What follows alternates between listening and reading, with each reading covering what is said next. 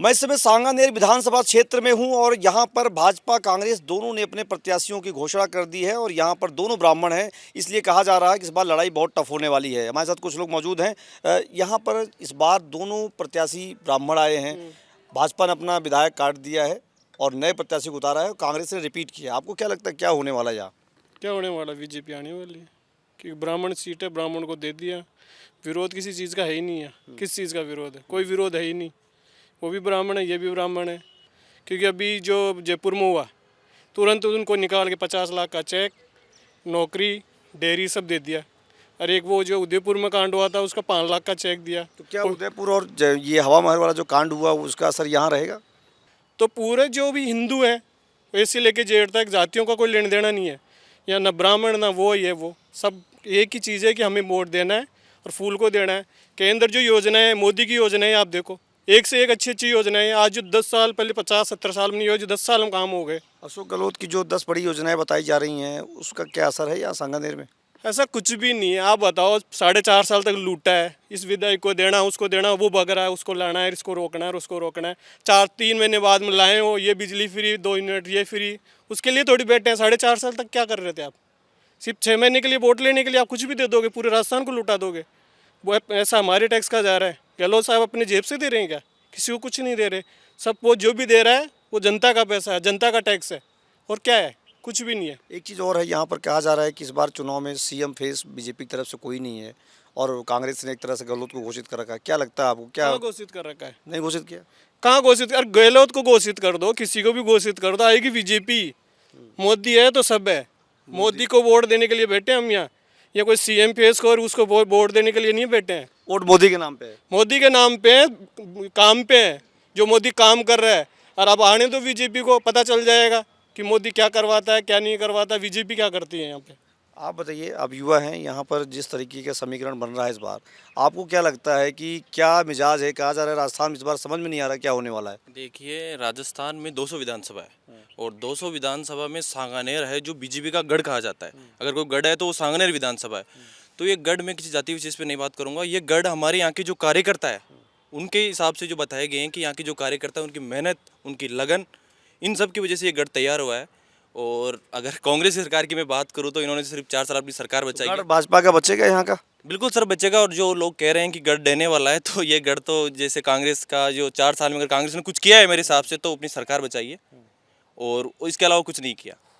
और बस मैं तो यही कहना चाहूँगा कि जो हमने जो अंतर हम लेके चलते हैं हर बार सांगनेर विधानसभा जो 50,000 का रहता है वही रहेगा। और हमारे जो प्रत्याशी है बजर लाल जी, जिनको जो सरकार ने कांग्रेस सरकार में जो पुष्पेंद्र भारद्वाज जी है, इन्होंने केवल और केवल सांगनेर विधानसभा में लड़वाने का काम किया है धर्म के नाम पर।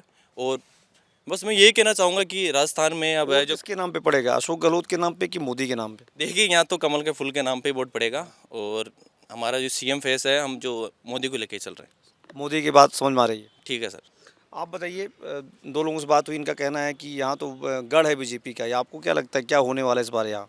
निश्चित तौर पे बीजेपी आएगी क्योंकि जो 4.5 साल में जो कांग्रेस ने जो कार्य किया है, तुष्टिकरण की राजनीति के अलावा कोई काम नहीं किया है। और सिर्फ ये झूठे ठगोसले, यूनिट फ्री करना, ये फ्री करना, जनता को ये नहीं उसका कोई असर नहीं है? नहीं, उसका कोई असर नहीं है साहब, बिल्कुल 1% भी असर नहीं है।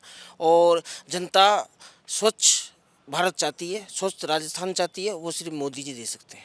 यहाँ पर मोदी का फेस वैल्यू है? बिल्कुल बिल्कुल निश्चित तौर पर कमल का निशान और मोदी जी। मोदी निशान, कमल निशान कह रहे हैं। इनका कहना है कि यहाँ पर फेस वैल्यू बहुत ज़्यादा लोकल नहीं है, लेकिन मोदी के नाम पे वोट पड़ा है। आपको क्या लगता है क्या होगा यहाँ पर? जी भाई साहब, मैं विजय मीणा और मैं सांगानेर का स्थानीय निवासी हूँ। जिस प्रकार से कांग्रेस के भाजपा की तरफ से टिकट प्रत्याशी घोषणा होने के पश्चात कहा जा रहा है कि बाहर से हो, बाहर से हो, तो आप स्वयं को तो देखिए आप कहाँ से हैं। और रही बात बीजेपी की, तो ये देखिए राजस्थान में सबसे अधिक मतों से जीत कराने वाली भारतीय जनता पार्टी की जो सीट है, जो विधानसभा है, वो सांगानेर होगी। और हमारा जो कहते हैं कि गढ़ है, वो लोग गढ़ डेरा है, तो इसमें मैं तो ये कहना चाहूँगा ये हमारा अवैध किला है और इसको ना तो कोई पहले ढा सका है, ना अब ढा पाएगा।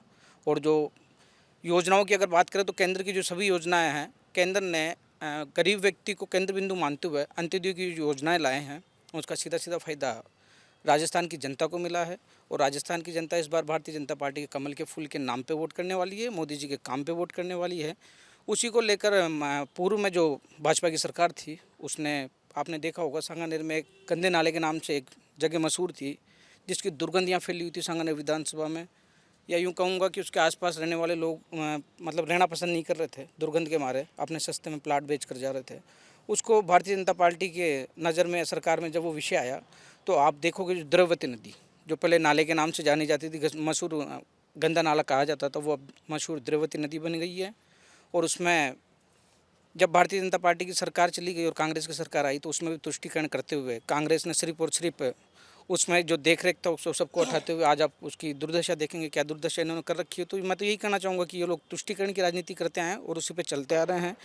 और जो केंद्र के द्वारा ये कहते हैं कि भारतीय जनता पार्टी हिंदुत्व के नाम पे सरकार बनाती आई है, ऐसा नहीं है। हिंदुत्व के नाम पे सरकार बनाते हैं लेकिन हिंदुत्व के लिए काम भी करते हैं। जैसा तो कि क्या यह सांगानेर में हिंदुत्व का मुद्दा रहेगा क्या इस बार? बिल्कुल वैसा आवश्यक रूप से रहेगा। मेरा मानना यह है कि सांगानेर में हिंदू जो वोट बैंक है, हिंदू समाज है, हिंदू समाज की तरफ से 90% भारतीय जनता पार्टी को वोट देंगे और अच्छे मतों से भारतीय जनता पार्टी को चुनाव जिताकर सांगानेर की विधानसभा की सीट सबसे अधिक मतों से जिताएंगे, भजन लाल जी को विजयी बनाएंगे। कहा जा रहा है कि कन्फ्यूजन है बहुत इस बार विधानसभा चुनाव में। आपको क्या लगता है कि सांगानेर एक ऐसी सीट है जहाँ से बीजेपी तीसरी बार लगभग प्रत्याशी नया उतार रही है? पिछली बार अशोक लाहौटी, फिर घनश्याम तिवाड़ी, और ये क्या लगता है आपको, क्या बदलाव होगा यहाँ? देखिए, सांगानेर जो सीट है वहाँ के जो मतदाता है एजुकेटेड मतदाता है, सारे समझदार हैं। यहाँ के जो युवा हैं, ख़ास तौर से युवा पीढ़ी है, वो केंद्रीय नेतृत्व को बहुत लाइक करती है। और जो केंद्रीय नेतृत्व में जो काम हुए हैं, चाहे आप राम मंदिर का मुद्दा देख लीजिए, धारा 370 देख लीजिए, और 3 तलाक का जो मुद्दा था वो देख लीजिए, ऐसे ऐसे जो ऐतिहासिक निर्णय मोदी सरकार ने लिए हैं और उसका निश्चित रूप से इस विधानसभा चुनाव में इफेक्ट आएगा। कांग्रेस सरकार की जो पिछले चुनाव में जो घोषणाएं थी, जो घोषणाएं रही, कांग्रेस सरकार के सुप्रीमो राहुल गांधी जी ने जो घोषणाएं की कि 7-10 दिन के अंदर किसानों का कर्जा माफ़ होगा, आप अंगुलियों पे 10 दिन गिनना, और वो किसानों के अंदर अभी भी आक्रोश है उस चीज़ का। युवाओं को रोज़गार देने की बात की गई तो कहीं भी रोज़गार नहीं मिला।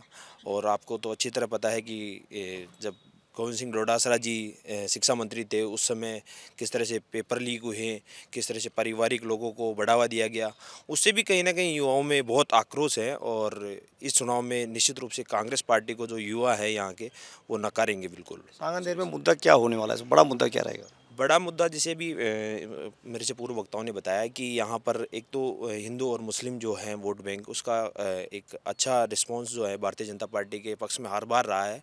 पिछले 30 सालों से आप उठा के देख लीजिए, यहाँ भारतीय जनता पार्टी का कार्यकर्ता किसी व्यक्ति विशेष के लिए चुनाव नहीं लड़ता। वो जो चुनावी समीकरण होता है विधानसभा के चुनाव, वो सिर्फ कमल के फूल के लिए कार्य करता है, निस्वार्थ भावना से, और अपना पूरा सर्वोच्च लगा करके चुनाव लड़ता है। और एक उनका जो कैंडिडेट है वो सिर्फ कमल का फूल है। यहाँ किसी व्यक्ति विशेष के लिए कार्यकर्ता काम नहीं करता। जो कार्यकर्ता है वो 365 दिन सिर्फ कमल के फूल के लिए काम करता है। ये कमल के फूल पर वोट पड़ेगी या यहाँ पर अशोक गहलोत सरकार की योजनाओं को देखा जाएगा या यहाँ के लोकल मुद्दे होंगे? क्या कमल के फूल पे ऐसे क्या है कमल के फूल में, आपको क्या समझ में आ रहा है? मोदी जी को देख के हो रहा है, जो भी सब कुछ हो रहा है, जो मोदी के नाम पे वोट पड़ा मोदी जाएगा। के नाम पे हिंदू मुसलमान वाला बहुत ज़्यादा मामला फैल रहा है यहाँ पे, इस वजह से कमल का फूल। आपको लगता है कि मोदी जी के जो बातें कर रहे हैं वो सरकार आने के बाद अगर बीजेपी आती तो बातें होंगी यहाँ पर? बातें होगी, क्यों नहीं होगी, भरोसा है? भरोसा है। तो यहाँ पर इस बार वोट जो है पूरा मोदी के नाम पे जाएगा? बिल्कुल मोदी के नाम से जाएगा। आप बताइए ज़रा कि कह रहे हैं कि तो बस मोदी जी भरोसा है, आपको किस पे भरोसा है? देखो, मैं बताना चाहूँ, मेरा नाम किशन मेघवाल है और वार्ड सचिव भी हूँ मैं 71 का। तो मैं बताना चाहता हूँ कि यहाँ पे जो वोट जाएगा वो विकास पे जाएगा। अगर एक प्रत्याशी हारा हुआ पुष्पेंद्र भारद्वाज जी, जो लगातार मेहनत कर रहे हैं, सैटेलाइट हॉस्पिटल, सिटी पार्क और लगभग 201 बोरिंग करवा दिए सांगानेर विधानसभा में, सड़कों का विकास, गार्डनों में झूले, जिम, तो इस पे विकास पे वोट जाएगा। तो आपका वोट कहाँ, पेपर लीक और ये सब जो मुद्दे बीजेपी बता रही वो मुद्दे नहीं है क्या इस बार? देखो, वो सीएम का मैटर नहीं उसमें, ये ना तो सीएम उनको बोलते कि पेपर लीक करो या पेपर वो करो, ठीक है। तो ये है कि मुद्दा जो पेपर लीक होते हैं उन्होंने उसकी धाराएं भी बनाई है। सिस्टम फेल नहीं मानते आप? सिस्टम फेल कहाँ है ये बताओ आप? क्योंकि पेपर लीक सही है? पेपर लीक सही कहाँ है? गहलोत जी ने थोड़ी बोला है कि पेपर लीक, उन्होंने मतलब धाराएं भी जोड़ी उसमें। ये कि उनकी संपत्तियां जब्त होगी उनकी, जिन्होंने ये कांड किया है। और कईयों के घर भी वो जिन्होंने प्रॉपर्टियां बनाई है। तो आप बताइए ज़रा, कह रहे हैं कि यहाँ पर विकास के नाम पे वोट पड़ेगा, आपको क्या लगता है किसके नाम पे वोट पड़ेगा? यहाँ पर 2018 में जो कांग्रेस सरकार बनी थी, उस सांगने विधानसभा से पुष्पेंद्र भारद्वाज को प्रत्याशी बनाया था। वो चुनाव हार गए थे, लेकिन वो हारने के बाद भी 5 साल जनता के बीच में रहे, जनता का कार्य किया। और यहाँ से भाजपा के प्रत्याशी से और विधायक बने अशोक लाहौटी जी, 4.5 साल तक घर पे बैठे रहे। 6 महीने पहले उठ कर आते हैं और अपनी नेम प्लेट बनाते हैं, हर पार्क में जाते हैं, झूले की लगते नहीं है, वहाँ नेम प्लेट ला रहे हैं और जाके वोट मांग रहे हैं। तो सांगनेर विधानसभा में अब की बार परिवर्तन होने जा रहा है। सांगनेर विधानसभा में जो भाजपा का गढ़ मान रहे हैं, ये गढ़ टूटने वाला है और कांग्रेस का विधायक बनने वाला है। और इस बार 2023 में सांगनेर से विधायक बन के विधानसभा में जाएगा और सांगनेर की मूलभूत सुविधाएं जो भी हैं वो वहाँ पे उठाएगा। ये है मेन मुद्दा है। मतलब आपका मानना है कि यहाँ पर मोदी, कमल के फूल, हिंदुत्व, ये सब बातें नहीं चलेगी? ये एक जाति विशेष का ये अलग है। ये बीजेपी है जो जाति विशेष की बात करती है। कांग्रेस पार्टी ऐसी है जो सब जातियों को 36 कौम के साथ लेकर चलती है। वो किसी जाति विशेष पे वोट नहीं मांगती है, वो 36 कौम के साथ है, उस 36 कौम के साथ मिलकर काम कर रही है।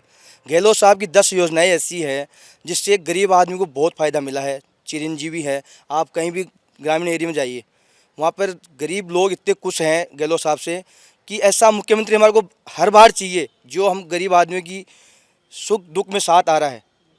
ये है। तो यहाँ पर मतलब विकास आप मानते हैं कि विकास अशोक गहलोत ने किया है? बिल्कुल, 5 साल में गहलोत सरकार ने पूरा विकास किया, पूरे राजस्थान में विकास किया है। और सांगनेर विधानसभा में हर वे प्रत्याशी पुष्पेंद्र भारद्वाज ने विकास किया है।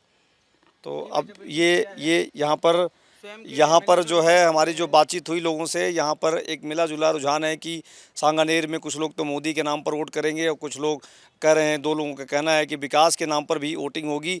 लेकिन यहाँ पर ये दरअसल जहाँ हम खड़े हैं, ये भाजपा का बहुत पुराना गढ़ कहा जाता है।